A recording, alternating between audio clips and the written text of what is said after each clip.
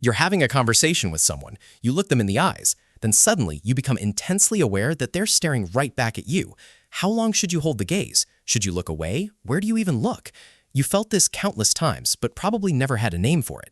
Opia, the strange discomfort that comes from prolonged eye contact. Your amygdala becomes active, your pupils widen. Eye contact can trigger some of the same neural responses associated with physical touch. That's why it can feel so intrusive. To part of your brain, someone looking directly into your eyes feels surprisingly personal. Now imagine you're sitting in traffic. A car pulls up beside you. There's a stranger inside. Normally, they're just another face in the background of your day. Then a realization hits. That person has an entire life of their own. They have memories, fears, relationships, goals, disappointments, and private thoughts you'll never know about. Right now, they're thinking about something completely unrelated to you. They're living a story just as detailed and complicated as yours, and you'll never witness more than a tiny fraction of it. That overwhelming awareness is called sonder. Once you learn the word, you begin noticing it everywhere. Next, imagine this. You're indoors while a storm rages outside. Rain pounds against the windows, thunder rolls across the sky. The wind shakes the trees. Yet inside, you're warm, comfortable, and protected. There's a very specific feeling that comes from watching chaos while knowing you're safe from it. That's chrysalism. Many researchers believe this feeling has deep evolutionary roots. For most of human history, finding shelter during dangerous weather increased the chances of survival.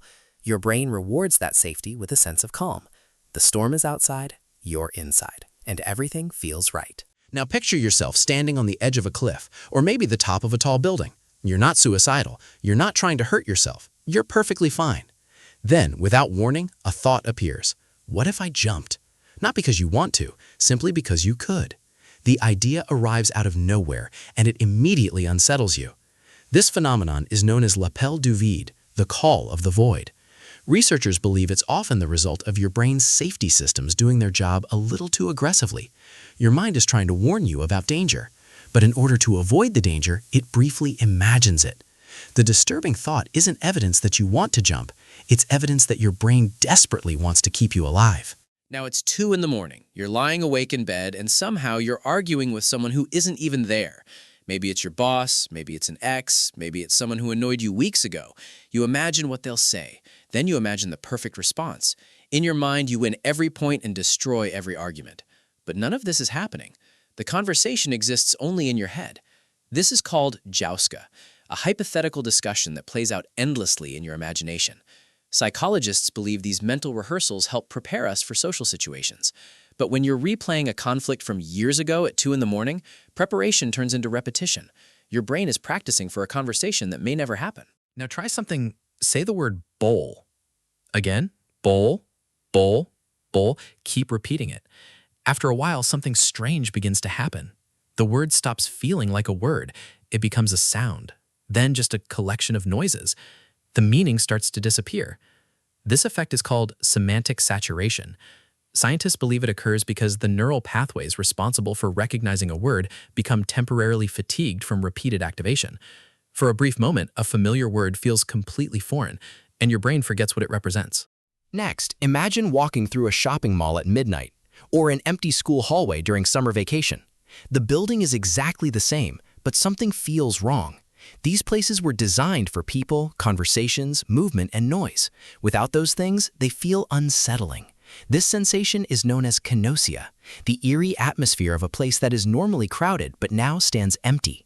Your brain expects certain patterns. When those patterns disappear, it creates a subtle feeling that something isn't quite right.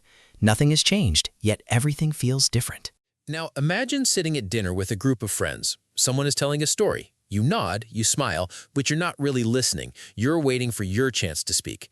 Then you notice something uncomfortable. Everyone else seems to be doing the same thing. They're waiting for their turn too.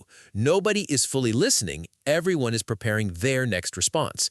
This is anecdocy, a conversation where people take turns talking without truly hearing each other. Some sociologists describe this behavior as conversational narcissism. Instead of exchanging ideas, people compete for attention. The result is a discussion where everyone speaks and nobody feels understood. Finally, imagine being surrounded by people. A party, a gathering, a room full of laughter. Outwardly, you're participating, but internally, it feels different.